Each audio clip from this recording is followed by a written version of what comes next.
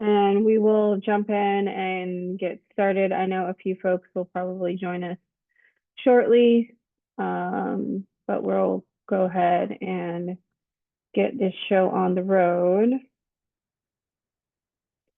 So I assume everyone has something to take notes with. We're going to finish what we were working on in our previous session and continue that lecture. What I will do in the online portal closer to the end is I will add some wrap-up notes for this particular lecture. So you have it as a point of reference if you want to go back and take a look at it as well.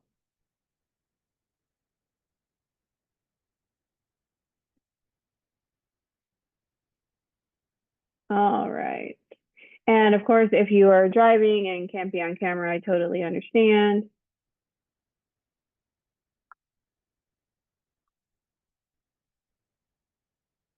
So how is everyone doing this Saturday? Good? Oh, okay. Feeling good, feeling good. Good to hear. A quick aside where I am going to give it like 5 minutes for everybody to get in since we have so many people missing. And we're slowly trickling in here.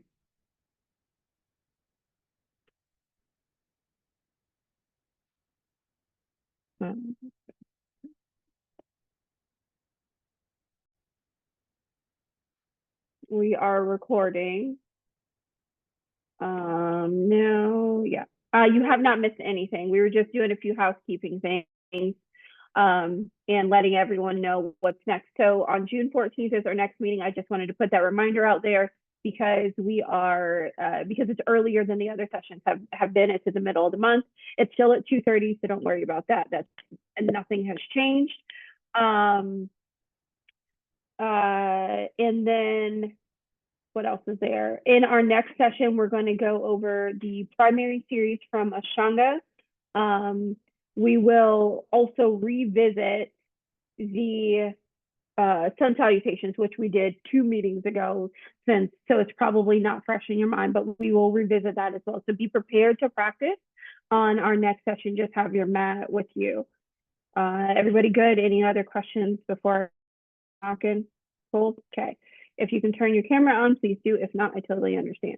All right. So we talked last time about healing generational trauma and integrating post-traumatic slave disorder with yoga ethics. So essentially, we're talking about the trauma that has occurred over many, many, many years when it comes to both both Black people and white people and other minorities. The reason I say that it includes all of us is because the way in which supremacy is so insidious is it adversely affects everybody's experience, even without you necessarily knowing it. Even if you are the quote unquote benefactor of that particular experience, it shapes how you interact with other people in the world as well. So what can happen, which is it's unfortunate when we're in community spaces, you can unintentionally bring harm to someone where you're grossly unaware that you're even doing it because you just don't know what you don't know. Okay. Talking about that particular how it affects us. We put it in the yoga context because I know a lot of times in the yoga space that we get, well, it's not, it's supposed to be love and light over here. Everything's supposed to be great. We don't have these kinds of problems. Fill in the blank with whatever else. I don't see color, any other form of nonsense that you have heard when it relates to being in the studio space. And that's not true. And the reason it's not true is because people are there. People are there. So people show up to these community spaces, which is what yoga typically is. their life baggage with them. And then we say, okay, you're going to come to this class.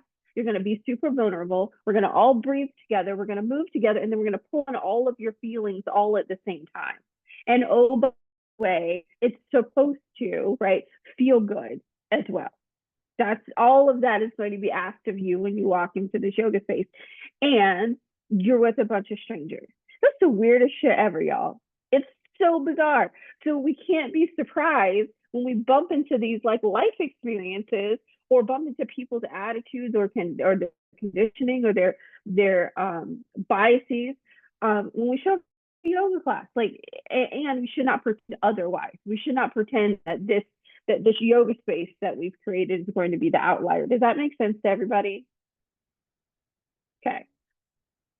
And I want the yoga space, and the reason I decided to add this to teacher training is because I want the yoga space, the thing that we talk about it is, actually live up to be connected, and we can be committed, and we can legitimately be all one. But if we don't talk about the problems that exist within the space and give voice to some of the wild shit that happens to people, it's never going to feel like that for everyone that comes through the door. Does that make sense to everybody? Or let me rephrase, not that it's never, it doesn't even have a chance to feel like that to people who come through, to everyone that comes through the door. There's a fighting chance if we're not willing to have the conversation. So this is the book, Post-Traumatic Slave Syndrome by Dr. Jagiri. I found this book to be really, really profound. One of the things that she talked, many of the things that she talks about just rang true to me. And I wanted to kind of break down some of that with you. So key patterns of post-traumatic slave syndrome. Under these conditions, certain predictable behavior patterns can emerge for people. So this vacant sense of self-esteem, a profound lack of self-worth of it, insufficiency, I believe now we hear referred to as imposter syndrome. All reality when it comes to Black people, Black women, it's not imposter syndrome. More often than not, it's just being subject to racism for so long that it begins to erode at who you are without the only way that does not happen is if you have some really strong reinforcement about who you are as an individual. It can also lead to anger and violence. And then it also leads to what I was just kind of talking about before is internalized racism, which is racist socialization, when oppression is turned inward and includes a learned helplessness, a self-distorted concept of even a disdain for one's own culture. So to kind of ground this in the yoga context, it can show up in these ways where you're hypercritical of what someone in the yoga space and want to make it the responsibility of the woman or the person to wear something different, and they should look a certain way, like your yoga clothes have to look a certain way, or they're not yoga clothes, or they're not worthy of being in the studio. That's that supremacy mindset that leaks into even your own opinion about somebody else. So I think I mentioned this before when we started to talk about this topic, where a family member of mine had an instance where another Black woman had gotten hired into her workspace, and this Black woman was the quintessential, so to speak, Black woman. She was verbose. She was clear in who she was. She was not making concessions for anybody. And this was in a quote unquote like deeply professional environment. And the family member found that they were really uncomfortable with how this person displayed their Blackness, right? Here's the reality of it wasn't that, and ended up not befriending the woman. The reality of it is that it wasn't the woman that had a problem. It's that internalized dislike or that internalized idea of what Blackness is supposed to look like in the workplace, what professionalism is supposed to look like in the workplace. And usually that idea is what whiteness says that is supposed to look like in the workplace, and anything outside of that creates discomfort. Anything outside of the Lululemons that trot their way into the yoga studio, that you're not of yoga and you're not of this practice. Does that make sense to everybody? So in a situation where we internalize those things and we go, okay, well, because I don't, because I don't have this particular outfit, now I can't come to the practice. Because I have a few more curves than somebody else, now I can't show up to this particular class. We begin to internalize those ideas about what yoga is and isn't supposed to be, and it keeps us from bringing our authentic self to the experience. Cool? Everybody make sense of that? Okay. Questions before I keep going? And if you do have one, you're welcome to unmute yourself and ask. So us going over this, it's not about blaming the present. It's about acknowledging the history of how we kind of got to this. And that's the important part of this. If we don't have the conversation about how we got here, it's very hard to kind of unpack it as we move forward. It's very hard to apply the yoga ethical pieces of the practice to this if we don't have an idea of what it is that's the issue to begin with. So yoga wisdom, the yamas and yamas is what we're going to talk about a bit here. Are it's kind of the ethical blueprint of going on this yogic journey. And I consider it a yogic journey because everybody who decides to embark on this particular journey is doing it on their time, on their path, and in their own way. No two people get to this in the same fashion. And no two people have to get to this in the same exact way. So having looked at some of the kind of past reasons as to why these things exist, we'll look through it through the yoga philosophy for guidance to help us kind of balance the scales, so to speak.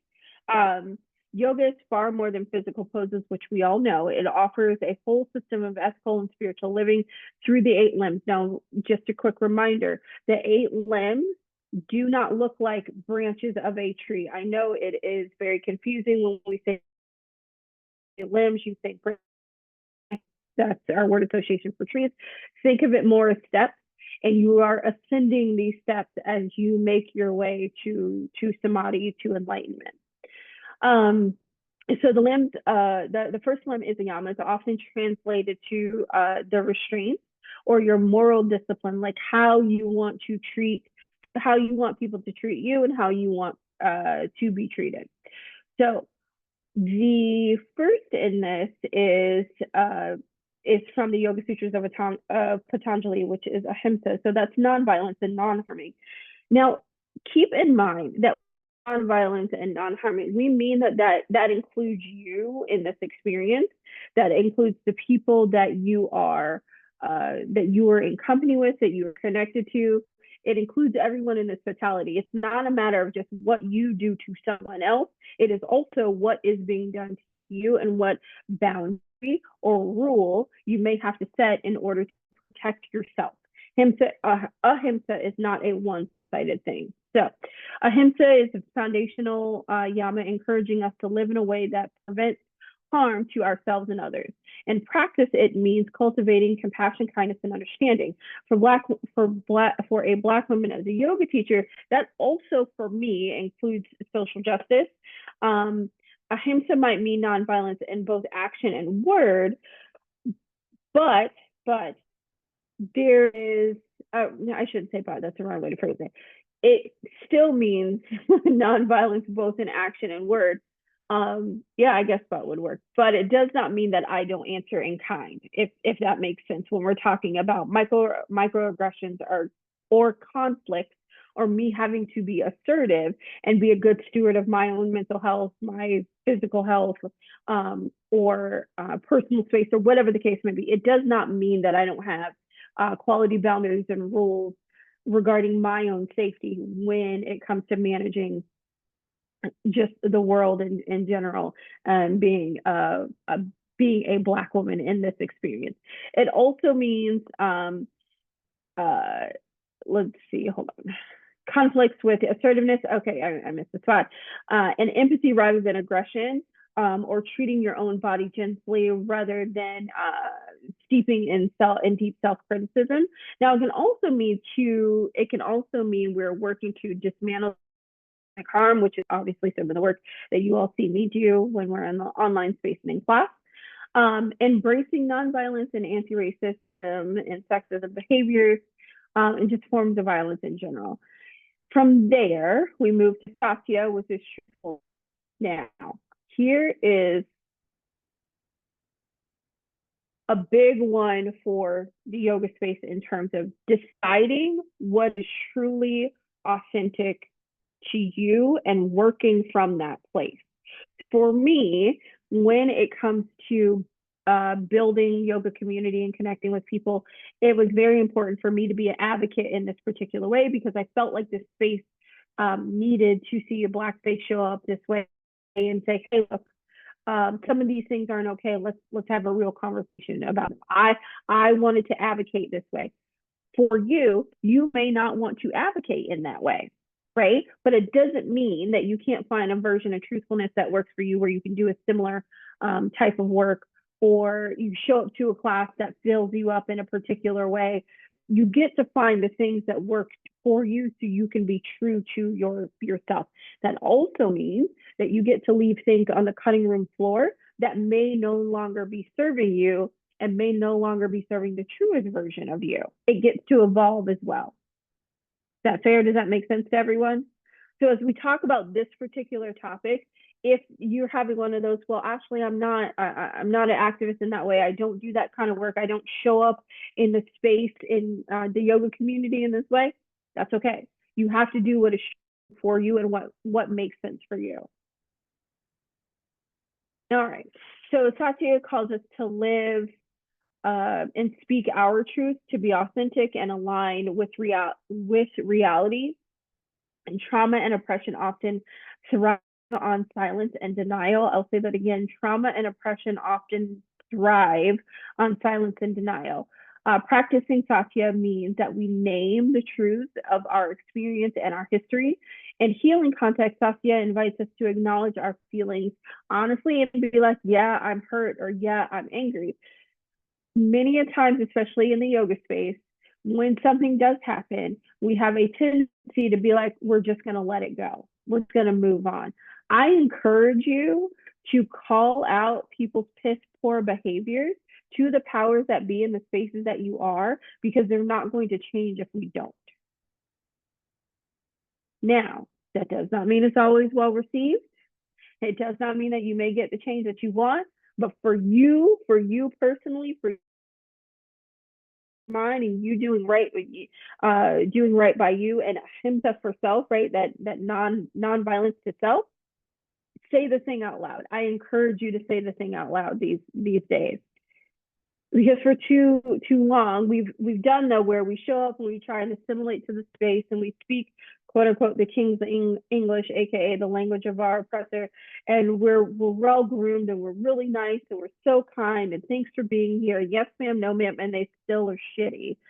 So at this stage in the game, when if you bump into an unsafe, you to say the thing out loud.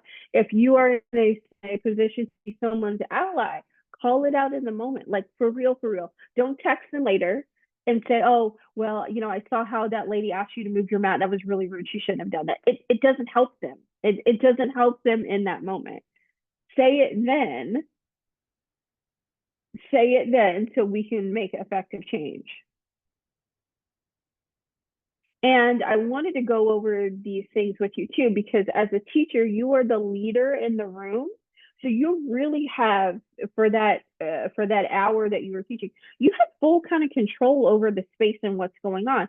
So if you see some students, because you all know this happens, even as adults, because we don't get too far from our high school selves, when we're super cliquey, you get that friend group and they're super cliquey and they always put their mats together and they got to do their practice together. And when those things happen, be okay with encouraging students. Say, hey, why don't y'all move over this way? Why don't you, give a person a chance to get into the space? I've heard this in class before. Oh, can you move over? I've literally opened my mouth and gone, they're fine there. Don't worry about it. Why don't you come this way? And I'll give them a different spot, because you don't get to come in and take over someone else's experience. That's not okay. So as leaders in the room, I embolden you in the kindest way possible to speak up when shit happens. Ryan, I saw you laugh. Can you relate to what I was saying? Muffy, you have your hand up too. Is it not working? Hold on. Can you unmute? Yeah, Well, I was gonna say, ours is in more so we haven't been asked to move, but me and my friends are kind of we practice together, so we try to go in the front, especially when we're at non-urban spaces. We try to go to the Mm-hmm. front because typically I feel like when we're in spaces when it's only when we're peppered in there, we typically go to the back. But I said no, we're not doing that anymore. We're gonna go to the front. So I Mm-hmm. was just laughing because we haven't been asked to move, but we get the looks like why are they in the front? You get the weird side eye from the front. No, Yes. keep it in the front. Take up space. I'm with you. I totally understand.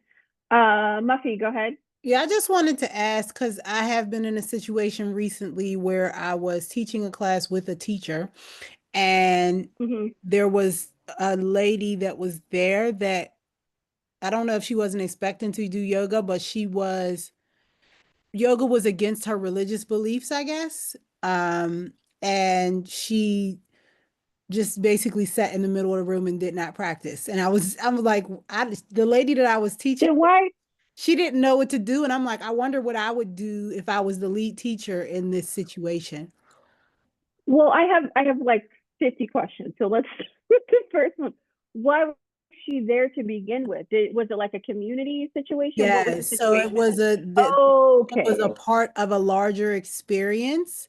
And so Mm-hmm. she was there for the larger experience, but then when the yoga session started, for whatever reason, she didn't remove herself. She just sat in the middle of the room and didn't do anything. And I was looking at the lead teacher. I'm like, I don't know what to do because I'm like you, Ashley. I'm like, well, get up and leave. But it wasn't Right. my Right. class, Like so if I this didn't want to got like you. say anything. Okay.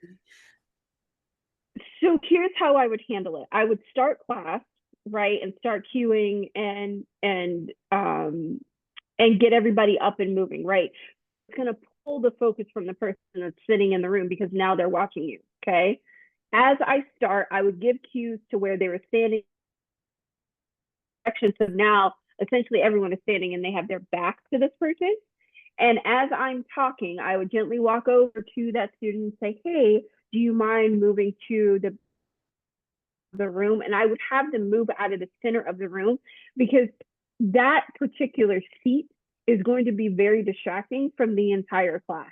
I would ask if they were okay. If they're like, yes, It I'm was okay. very And I would say, hey, would distracting. you, yeah, because you can't help but see it. It sticks out like a really in the middle of the room.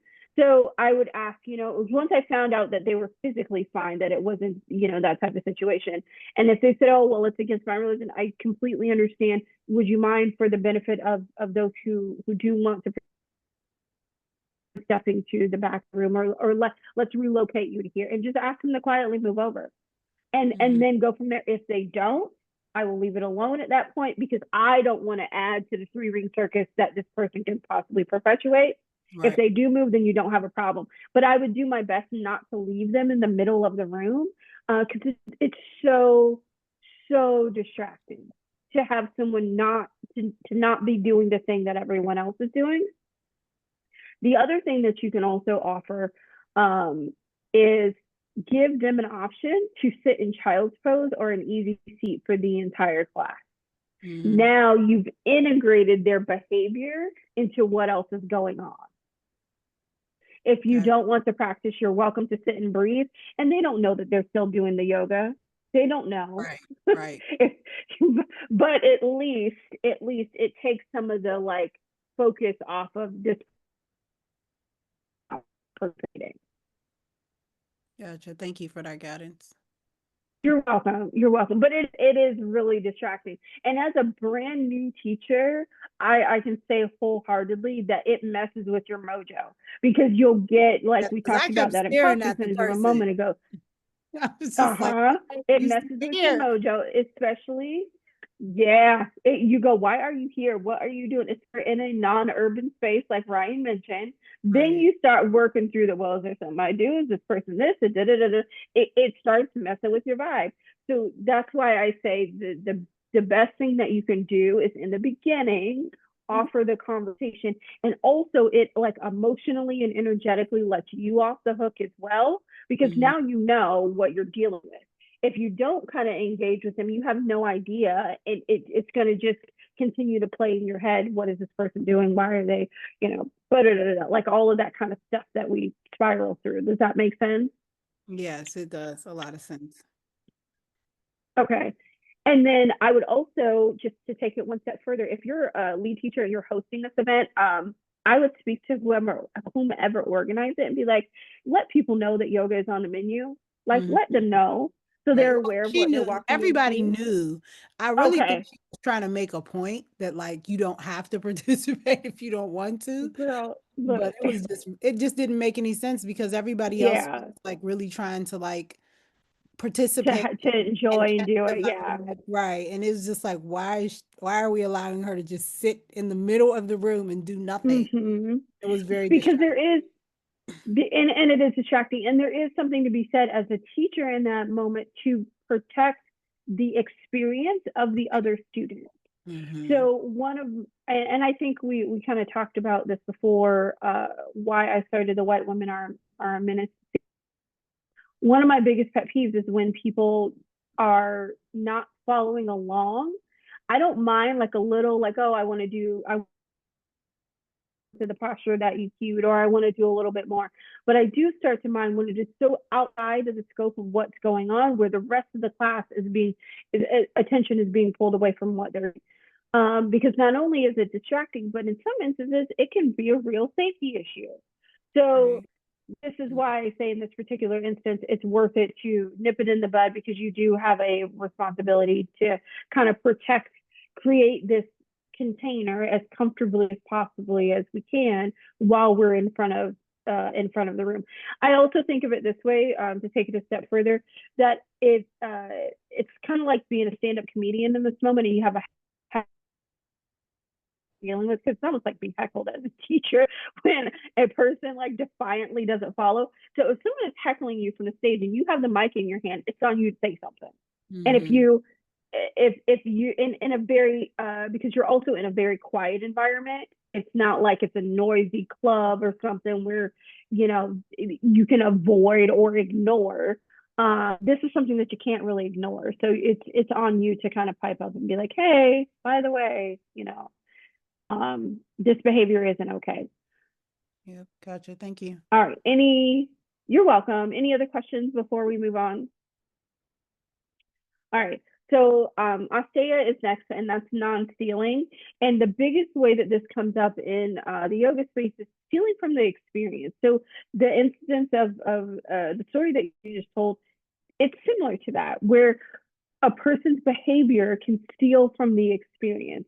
So if you have a run-in with someone who has, let's say, has made an off-color comment regarding a person of color in your class, um, now you have to engage with this conversation. You have to talk to the studio owner and go through all of these kinds of things. That inadvertently steals from that person's experience of the class, of that experience. The other students are now wondering, okay, what are they whispering about? What's the problem with this person? And it pulls focus from what you're there to do in the first place, which is move and breathe and connect with self for that 60 minutes that you have together. So when those things happen, we have to be willing to speak up. Brahmacharya is moderation of your life force, but I'll talk about it in terms of knowing when to speak up and when to back off. In the instance that we just talked about with Muffy, once I've said something in the first, depending on how it's received from that individual, I'm going to then pull myself from the situation and move on with the rest of the class, because I have a responsibility students that are there to not allow the behavior of this particular person to adversely affect everyone else. Aparigraha is next. It urges us to let go of excessive attachment, whether a material possessions or even grudges that we may hold on to, or old narratives. Be mindful of the stories that we tell ourselves surrounding what we're supposed to look like, how we're supposed to comport ourselves in yoga spaces, and be mindful of to whom and to where did you learn that particular lesson. Are you leaning into the into internalized racism and taking those views with you into this community and superimposing it onto this particular class or this particular situation, or are you looking at it objectively and making a decision with what's in front of you in that particular moment? Questions as we move forward. Okay, let's keep on rocking. So now we will talk about the niyamas. Satya, it refers to cleanliness, both externally and internally. So here's a fun one. I don't know if you all saw it in the comments on Instagram, but you know, they never let me down. So here we are again. We had a brand new teacher that that had showed up to teach a class, and someone popped into their class, and it was a fellow teacher, and they had a bunch of stuff with them. And it was a Black male teacher that was going to lead, talking to a white teacher that had come into the class, and they had all their stuff. And they proceed to unpack the bag and get the mat and find the space and do all the stuff and things. And she looks up at him and she goes, "Oh, let me get this stuff because I don't want it to look ghetto in here." And he looked at her and she looked at him. And then she said it again because she did not get a reaction out of him the first go around. So this is an issue of, yeah, we're talking about cleanliness, right? We want the space to be clean so nobody trips and it's super safe and all of that kind of stuff. We don't want it to be cluttered. We want to kind of clear a path for us to breathe and be.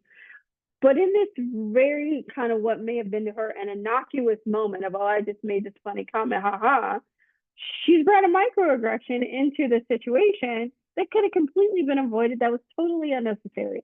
And then when he did not engage in the particular behavior, or he did not respond in the way in which she wanted him to, she doubled down on it to see if she could get a reaction out of this person. None of that is okay. And yes, that is a microaggression. And no, you should not say things like that because words mean things. And ghetto has become synonymous with Black, and it is only used typically when you're talking in reference to a Black person, about a Black person, or to a Black person. Don't do that. Wild. In 2025, I actually have to say that, but here we are, friends. And I want to say that is a message that I got 2 weeks ago from someone. So if anyone asks you, what does Ashley teach about in teacher training? What she teaches is about, racism. And if they go, well, why? Please use that story because it was not that long ago that this happened. And I know that on the grand scale of, from hood wearing Klansmen to saying someone is ghetto, there's a huge valley of the racist nonsense that can happen. But I'd venture to say that the bold and brazen racism is so much easier to deal with because you know exactly what to do with that. You know to get up and just go the other direction, right? The innocuous, small microaggressions, that's like death by 1,000 paper cuts. And it works, it has this insidious way of just wearing on you over time. So let's imagine that now that same woman comes back to class, it's the same teacher. Now he is put in a position to be somewhat wary of her because he doesn't know what she might say next. And that is a gross, exhausting cycle to have to be in when it comes to fellow coworkers and people supposed to be good to the community and, working to help people heal and be healthy and all that jazz.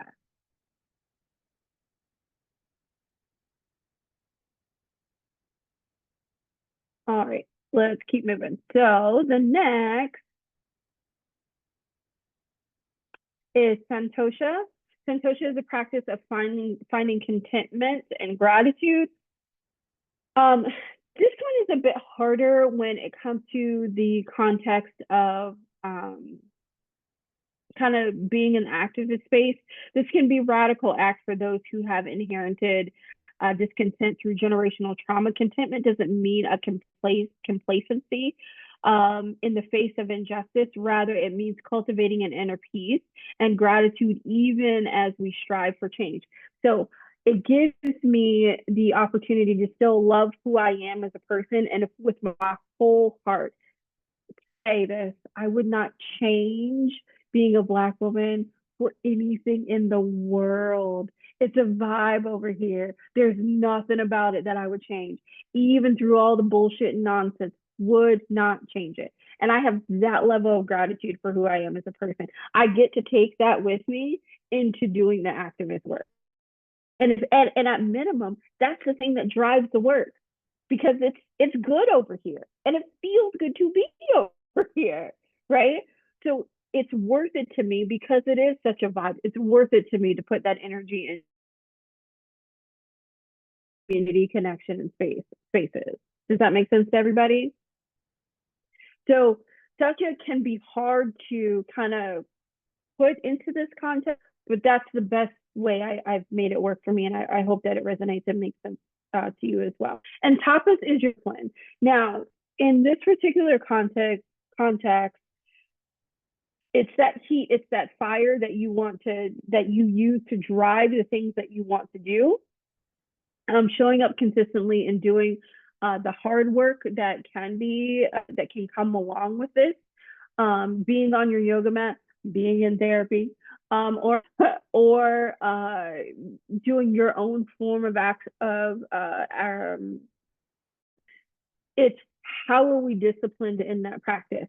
Now, this kind of goes back to what we kind of touched on before, knowing when to hold them and knowing when to fold them. Some of that tapas, some of that discipline comes in when you realize not every fight is your fight, and you don't have to engage in everything. So the example with Muffy saying, I would ask the woman to move and then leave it at that. That's me knowing and being disciplined enough to know that I don't have to have this kind of set back and forth with this person. I've asked, I've asked, now we move on, and I make sure the rest of the room is safe and that they can fully be immersed and be a part of what's going on. That's it. That's all I got to do. That's it. I've done my part. I don't have to go back and forth. Now, 20-year-old me may have had a very different experience in that. The discipline was not disciplining.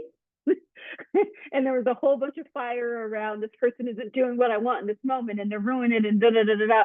And now we have, now I'm a part of the circus as opposed to being a spectator.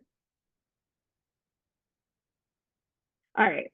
Then from there, we have Swadhyaya, which is your self-study, getting to know you and how the spiritual texts and teachings work internally for you, and encourages introspection, turning inward to understand our own patterns, thoughts, and conditioning. For those dealing with post-traumatic slave syndrome, Swadhyaya is an immersive, it is immensely relevant and invites us to notice how generational trauma might be influencing our behaviors and our beliefs.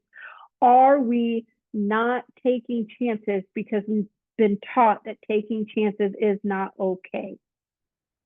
Do we have a tendency to distrust praise? So here's one, and I think I mentioned this kind of before, where she speaks in the book about her interactions with two mothers that are in the principal's office, and one mother is white, one is Black. The white woman says to the Black woman, "Oh, your son is so great," and she goes, "Oh, he's not really anything. He doesn't have much going on." And that is a post-traumatic slave response, and we have been downplay the greatness of boys because it was not safe to talk about their greatness because they could be sold. They could be sold. So even that conditioning, fast forward hundreds of years later, I found that I was doing it with my son. Somebody said something to me about, "Oh, he's so great and he's so polite." And I was like, "Yeah, he's blah, blah, blah, blah, blah." And until I picked up this book, did I realize that I was even doing that I was downplaying who he was as a person, because somehow along the way, it was in my DNA to do that particular thing. All right, so So taking the time to investigate why we respond in the ways that we do, even, and I'll give you one from a business perspective.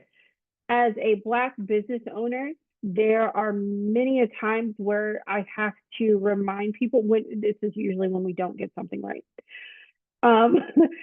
that the same grace that you give Walmart, you should probably afford to me as a small business, and keep coming back.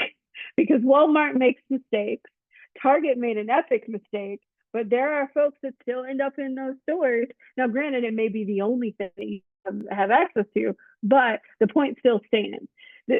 However, it comes with a host of criticism that gets heaped on because there's this functioning idea that Black people aren't worthy, that they don't know how, that you're going to get subpar service, that everything's going to be on and on and on. But the reality is those things happen in all businesses.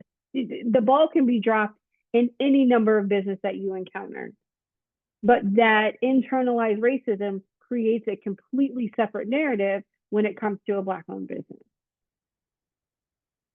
Okay, let's keep going. And then we have Ishvara Pranidaha, which is surrender to the divine. This one's pretty straight up.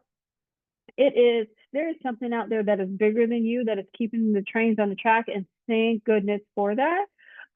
Because no matter how much activism we do, no matter how much introspective work that we do, there are going to be pieces and parts of this that we just can't tackle straight up. Some of this is just going to be bigger than us. In addition, some of this is going to show up in our lap in a place when we're tired, when we're overstimulated, when we need to pour into our cup before we can continue to pour into our cup to create an overflow that we can then give from. So when that happens, we have to trust that there is something bigger than us that's at work in order to move us towards better community spaces and places. All right, so we are working forward to connect our post-traumatic slave syndrome with our yoga practice itself.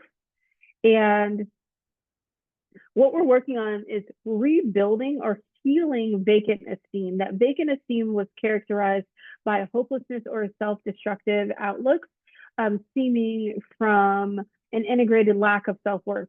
When you keep being given crap, it begins to adversely affect your opinion of who you are as a person. So we want to do the work that we can to repair our self-worth and our internal value. To heal this, we can invoke Satya and Swadhyaya. Satya and truthfulness invites us to confront the false narrative of inferiority that was heaped on the enslaved, and racism imprinted onto Black psyches, and replace them with truth. We are worthy, we are beautiful, we are intelligent, we are enough and always have been.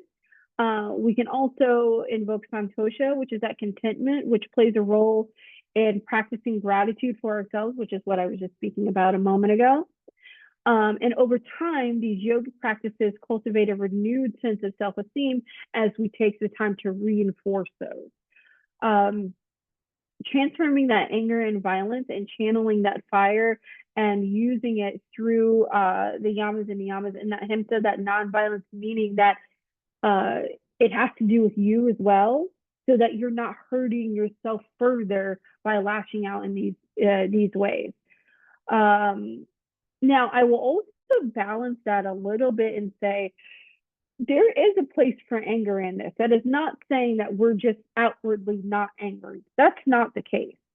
That we're just not, no, you can be pissed, but use that fire in a productive way to get something done, as opposed to in a way that can possibly bring harm to you. It's not the, oh, well, it's okay, and no, we don't want that. If you're mad, you can totally be mad. You just don't get to be mean. Be mad, use that fuel to help you make quality decisions, to be an activist in your right, in your own space, or even in your own home, however you want that to show up. Just don't be mean about it. You can even be snarky about it. Just don't be mean about it.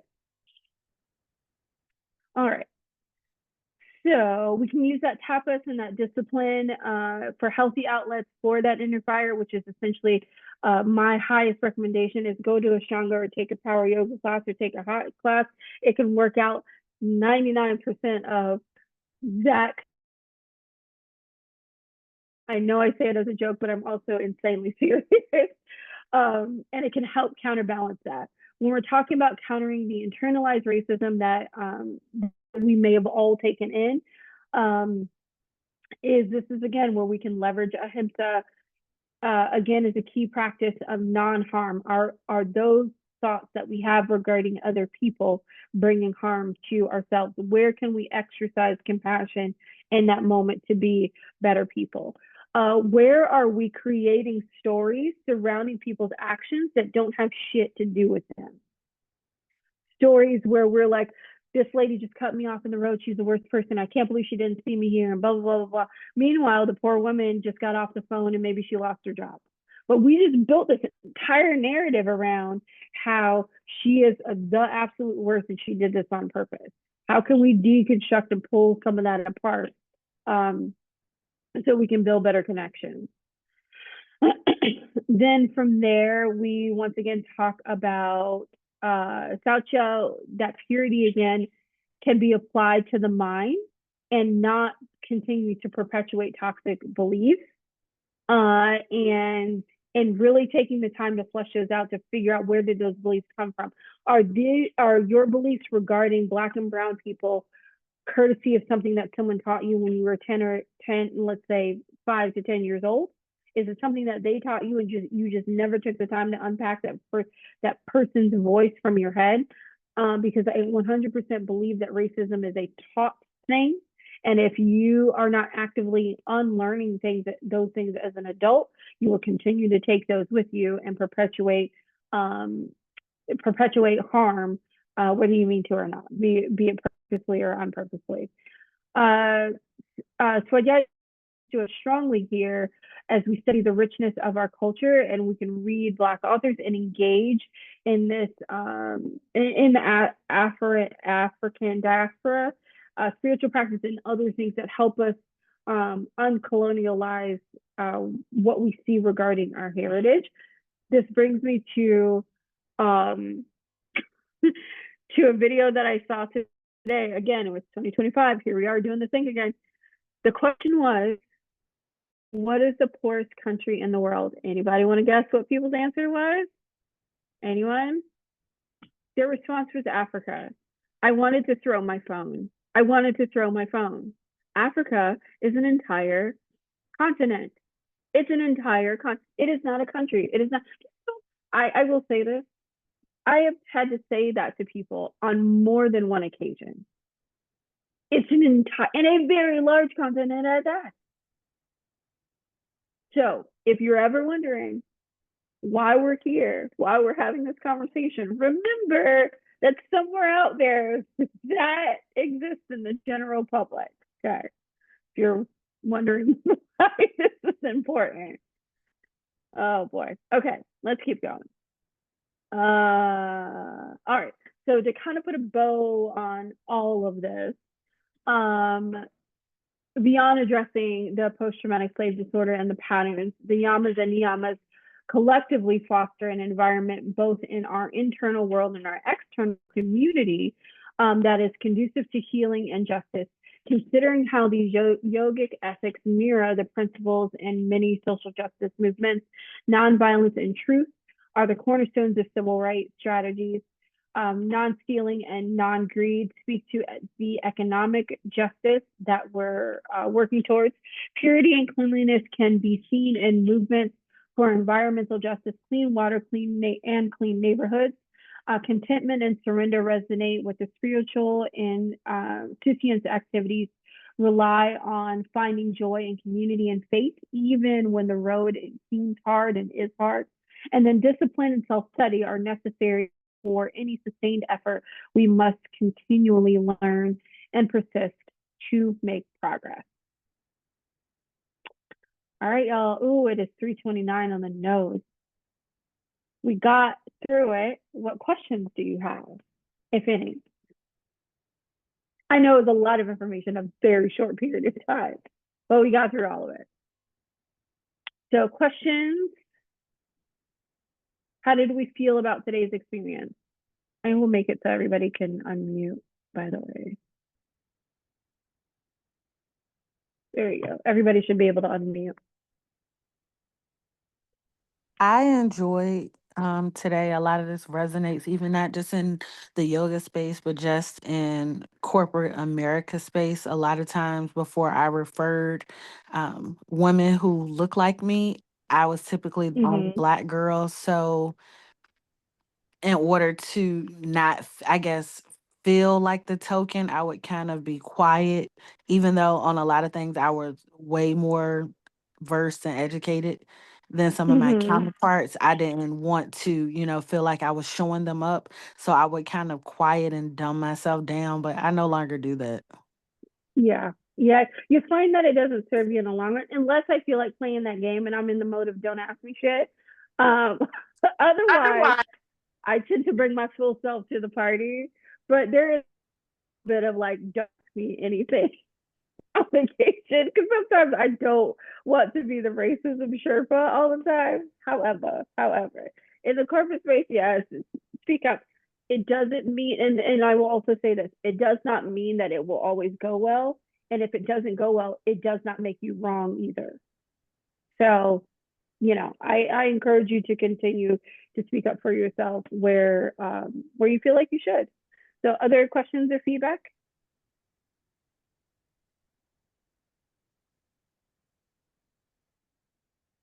I saw somebody else come off mute. I didn't know if anyone. I just Go ahead. wanted to say that this is good information. I'm very excited about it.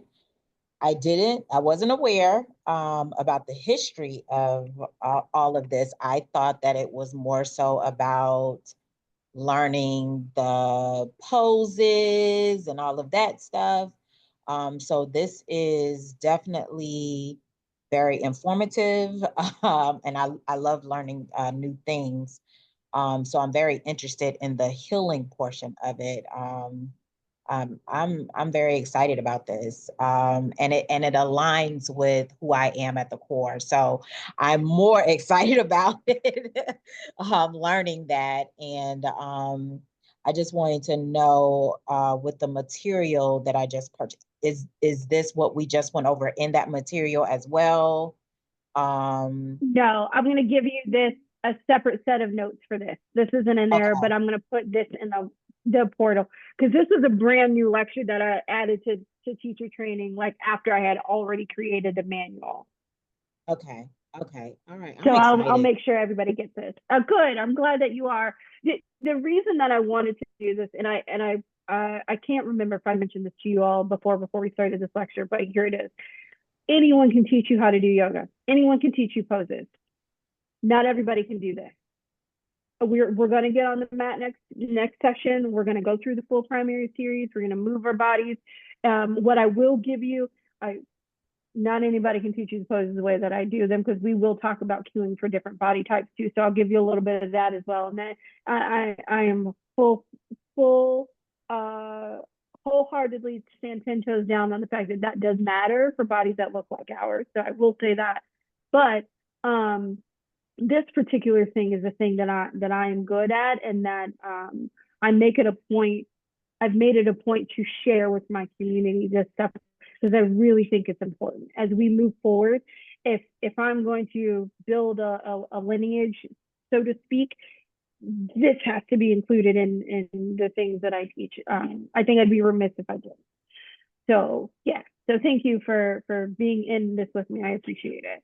Amy said, I really enjoyed the session today. I appreciate how you explained the 8 limbs in the way that you did. When I learned them, it was very watered down and apolitical, and encouraged to practice them in that way.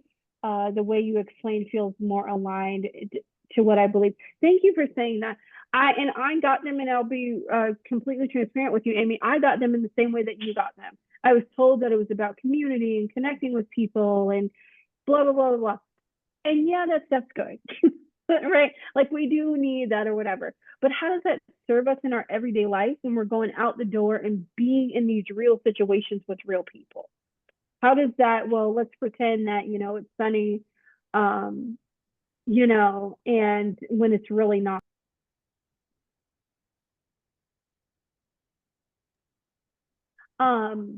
Where we're it's almost like you would go to a yoga class and you'd get in there and everybody hugs and everyone says it's great and we're so happy to be here and thank you for all this, blah blah blah, and then you go outside and you're like putting on this 90-pound jacket all of a sudden because you're back out in, they send you back out in the wild, and now you have all of this wearing on you. But it was great while you were in the studio.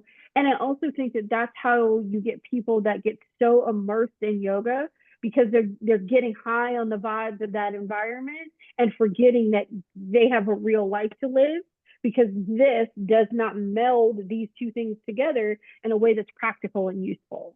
Does that make sense? I feel like, especially when you first start practicing, it is really easy to get sucked in that way, where you're like, I got to go to every yoga class that's on the schedule and practice 95 days a week and all that kind of stuff, 95 hours a week, and all that kind of stuff. Other feedback? This feels like my first experience with the 8 limbs in an authentic space. Because when I left my first training, and it was Eurocentric, definitely Eurocentric, no one discussed harm. So I'm done with the training and I'm starting to do my research, and I start to see the physical and sexual assaults of other teachers. And I was so angry and blown away. I'm still getting heated about it now because nobody discussed it. And that is some of the most disingenuous thing a teacher training could ever do, is send women out into the world thinking that everybody that practices yoga is balanced and they practice nonviolence. And you find out that some of the founders of present Ashtanga were filmed with double bowling ball positions with their thumbs in somebody's vulva. When I tell you, I was so enraged. So this is my first foray back into the 8 limbs since then, and that was back in 2017. It's interesting that you bring that up too, because it creates this separation of, well, I'm just going to go to class for my practice. Whatever the people are the people. I'm just going to go for my practice. The people make that up. Yes. The people make up the practice. They're involved in these situations. So you can't decouple those things without giving voice to the fact that, some real harm was being perpetuated on the folks that were in a really vulnerable position that showed up to this thing looking for help. Yes. Looking for help. So let's not pretend that everybody over here is great and gravy. The other part, how do you actively teach women to keep themselves safe if you're not willing to give voice to this either? Exactly. How do I tell a teacher, oh, well, if you're uncomfortable in the class, just don't worry about it. It's ridiculous. You were in charge of that space. You were in charge of your own safety and keeping yourself safe. If you don't feel good in that environment, if you don't feel safe in that environment, don't go back there. Right. Don't go back there. But I think for so many years, there was this massive disconnect and, oh, well, I'm going for my practice. My practice isn't my practice is the reason. The person isn't the reason. But that's how people end up getting harmed. That's basically how cults form. That's how to put it in religious terms, that's how the church as an institution was able to perpetuate harm, because then it turned into, I was there for God. It didn't matter what those people did. It matters. It matters. Right. So yeah, when I decided to put this together, it was really important to me to ground the yamas and niyamas in real life, in the times that we are living currently. Because I don't think any of this stuff will help us if we don't. Tackle it. If we don't tackle it. Right. When I mean tackle it, I do mean embrace wholeheartedly, because you can't have one piece of this without everything else that it really does entail. You got it. You got it. You can't say, oh, this is so great for my hips and my back and blah, blah, blah, blah, blah. Meanwhile, all this is going on behind closed doors. No, no, let's not do it. It's also, so, and I did forget a point in this in terms of this particular topic. It's why for years, I have had a ongoing issue with veganism and how it is portrayed in the yoga space, because until people wholeheartedly admit that in the US in particular, this is a very US branded thing, that you get folks that care about animals than they do about Black people, I don't want to hear squat about your veganism. Right. I just don't. I don't have a place. I don't want to hear about saving the animals and righteous da da da da da. You care more about your pet than you do about Black people, period. And I mind you, I did not say other ethnicities. I said Black people in particular. And the reason I say that is because Black people were treated like they were chattel. Yes. So you can't tell me on why, you know, livestock farming is so horrendous, and it is, but that can't be the driving force. Right. What about the individuals that are over here? Can we care about that equally as much and not make it a one or the other? Right. So yeah. Elizabeth, you said, can we talk about the toxicity of namaste mindset at some point? It feels like we swept, it feels like a way to sweep BS under the rug and make yoga palatable. Yeah, we can totally talk about that. Here's one, and I'll start here. I do not use namaste in class because it is not culturally mine. Can't remember if I mentioned that to you last time, but here it is, me saying it again. I don't use it because it is not culturally mine. And it means different things to the culture to which that hails from. In class, I just came up with a new one. It's Metta. I may use that one. I didn't come up with it, but it's part of Kemetic yoga. I may use that one. That is more African centric for me, and that makes sense for me to say. Or my other is hearts and mind. May your hearts and minds be lifted. May your practice be free of obstacles. May you take its benefits into the world. Thank you. That's it. So that's my kind of bit regarding namaste. Now, the putting namaste on everything is really obnoxious because that is a form of spiritual bypassing. When somebody brings you a problem or something that is transpiring on the space, the answer to that is doing the actual work of yoga. That is the answer, not just going to another asana class. Digging into how can we be non-violent in this situation? How can we surrender to this moment and say, yeah, we made a mistake and we need to fix that? Not just going, oh, we're going to be love and light and whatever. Meanwhile, really shitty, awful things are happening to people outside in the world. But you want to pretend otherwise. One of the hardest weeks that I've ever had as a yoga teacher was in 2020, the week that we watched George Floyd die in the street, which was not new for Black folks. I want to say that one more time, if you're not aware of that, because we have been, there's a certain thing that is Black news and a certain thing is white news, and we have watched these things happen for years. This was just the first time that it got, second time, Rodney King was the first, that it was pushed into mainstream media, where we had to reconcile with it in a very, very direct way. One of the hardest things I did as a yoga teacher was show up to the studio that week and watch some people not want to talk about it at all. At all. Mm. How do you watch somebody die in the street and you want to give zero voice? Zero? You want to say nothing? Or more importantly, you want me to not be disturbed by this? Yeah, it was very, very hard. So that idea that we're just going to go in this place and we're going to hide on our yoga mat and we're going to pretend like this environment is sacred and it's sacred above everything else. Meanwhile, the people that are in here are fully suffering. So that is my, I make it a point to the studio that I go to practice for myself, because I keep my practice outside of me teaching and owning my own studio, that they're about that life. I actually consult for them as their diversity, equity, inclusion consultant, and we talk through all these things. And they've made some massive changes in their studio in order to tackle some of the issues that we talked about today. So if you're in a studio environment and that you feel like needs to grow in this way, and you want to be the person that speaks up, you have, I have your back in that. If you need me to help you kind of guide them on that path, I'm more than happy to do so. We'll find out real quick if they're really open to the conversation or not. But don't let their want to kind of namaste and glaze over everything keep you from calling it out when you're in those spaces. Please do not let that deter you, because it won't get better unless we continue to, for lack of a better term, call it out when it happens. Does that make sense to everyone? It does. Okay. Any other questions or feedback as we close for the day? Thank you for all that you're doing.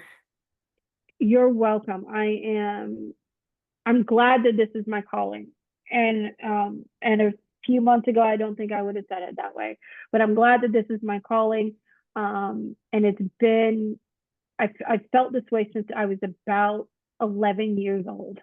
So I think I'm doing the work that my younger self has always wanted me to do. You know, I'm grateful to be able to do it. I'm grateful that y'all show up every single class. I'm grateful for the energy that you put in with me on Instagram when people are popping off in my comments. Know that I see and I appreciate you as well. And I couldn't do it without you. So I deeply appreciate you. You're right on time. Ah, wonderful. Good. Thank you, Muffy. I appreciate that. So just a reminder, as we go forward, our June class will be our asana practice. We'll dig into that as well.